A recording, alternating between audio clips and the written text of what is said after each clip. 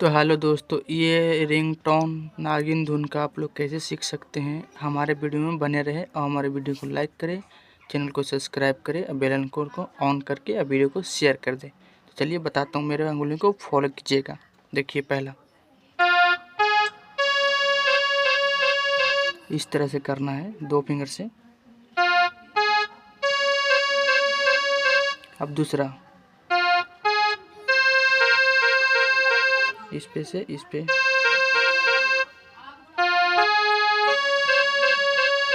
पहला दूसरा। अब तीसरा लाइन यहाँ से इस पे फिर